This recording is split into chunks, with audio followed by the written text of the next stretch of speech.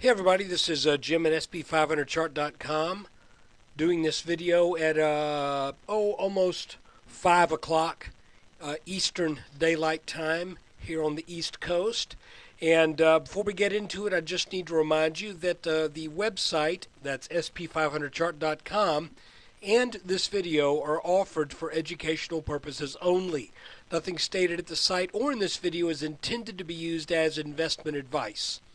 I can draw lines on charts, but you have to draw your own conclusions from your own research, and you need to make investment decisions that are suitable for your personal financial situation. I am not a licensed financial professional.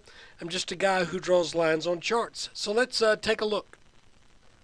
Well, the first thing is we actually have something to do a video about today, as opposed to yesterday where I just kind of posted a tongue-in-cheek video of Sonny and Cher doing their famous hit, I've Got You, Babe. And that was kind of in reference to Groundhog Day, because for about 5 or 6, 7 days, it looked like every day was the same thing. That we were just in this extremely narrow little range, and when was something going to happen that started to maybe indicate a sense of direction in the markets? And we may have gotten that today, because here's what's happened. We are now, I think, clearly over this rising resistance line that has been running a bit ragged, but kind of, this is about as good a place as you can draw that line, and that had been running for a couple of months. We are now over that. Now, the funny thing is, typically you don't get over those.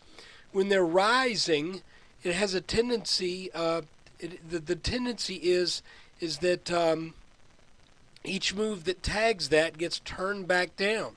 Additionally, here's our neckline from our head and shoulders top back from last spring.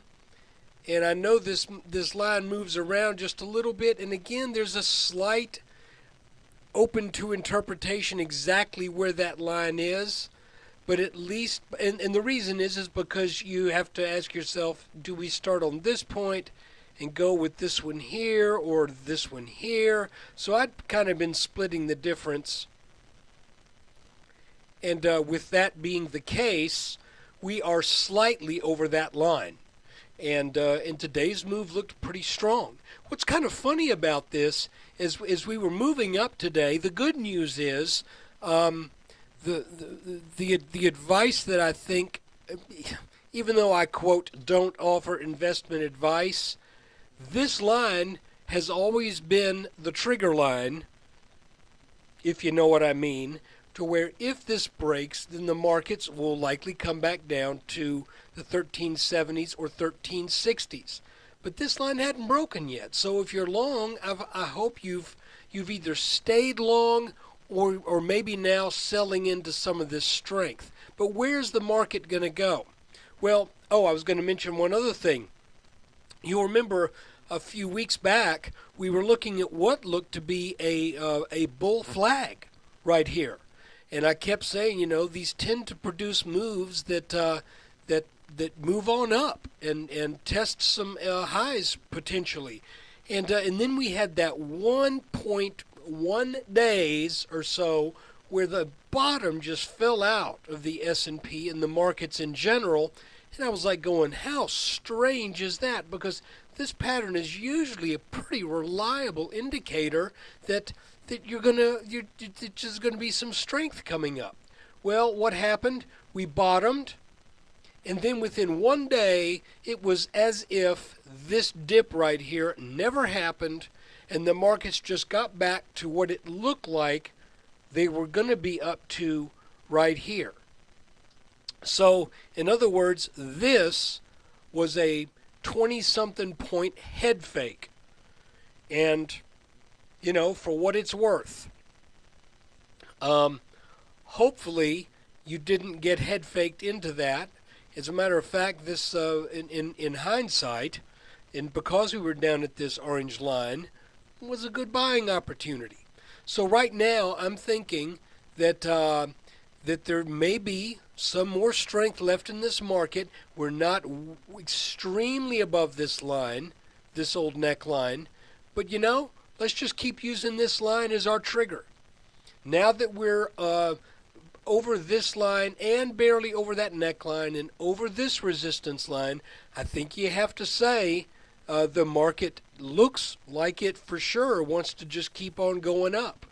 Now, there are some areas of resistance that I would expect, and one of those would be, let me see, I can't remember if I can pull this up on a 4-hour chart.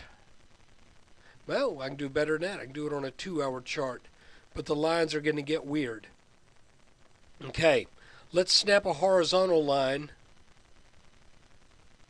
over our top that was the top of our head and shoulders pattern last spring. That line is roughly around 1422.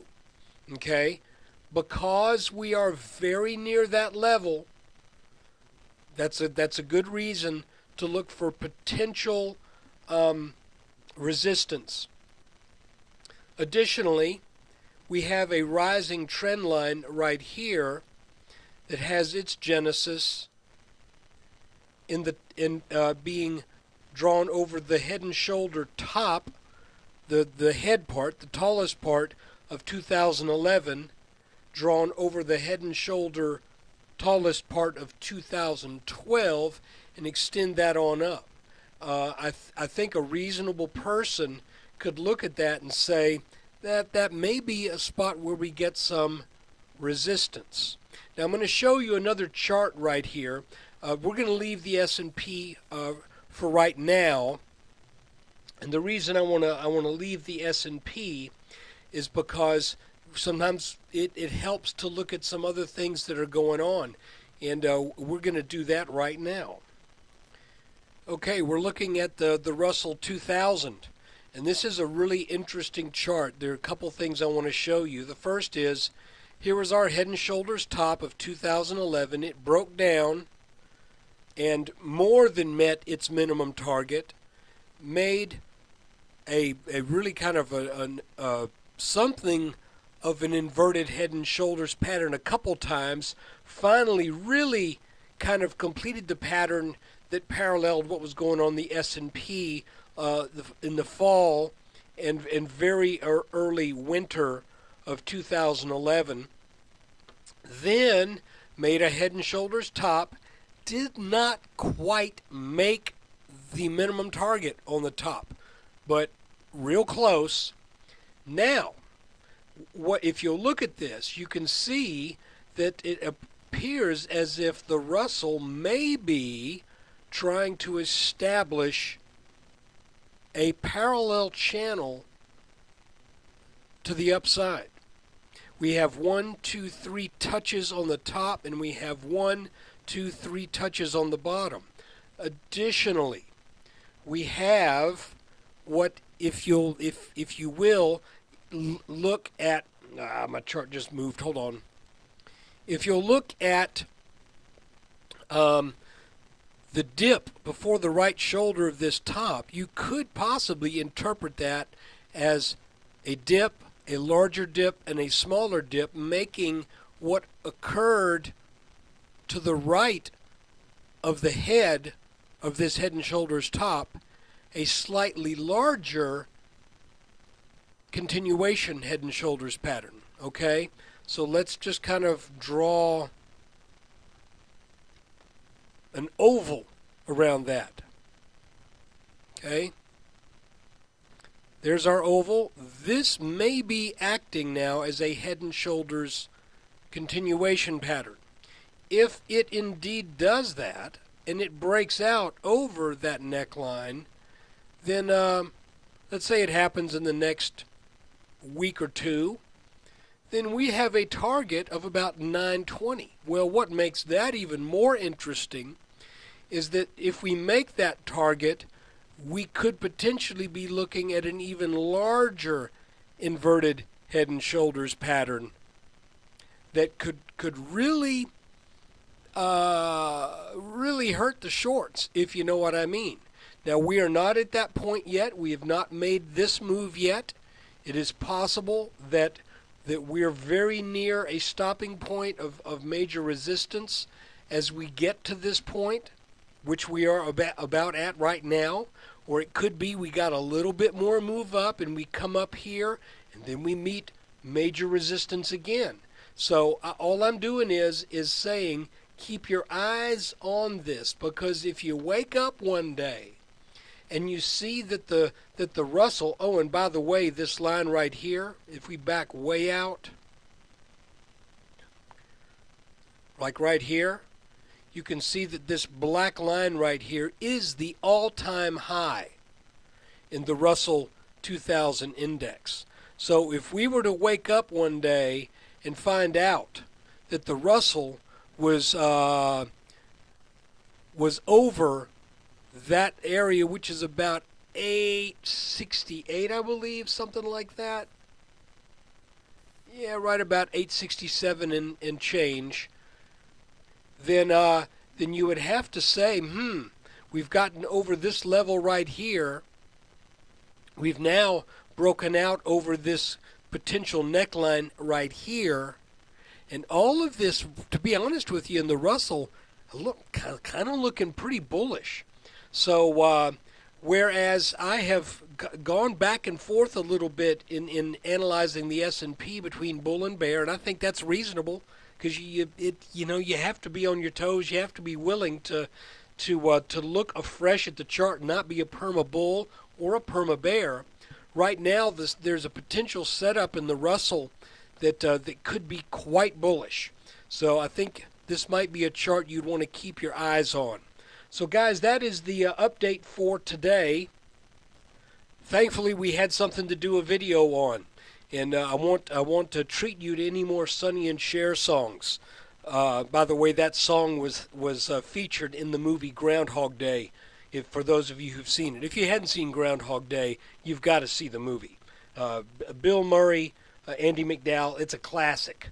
And who is the other guy in there who's used to be on the David Letterman show a long time ago? Chris Elliott.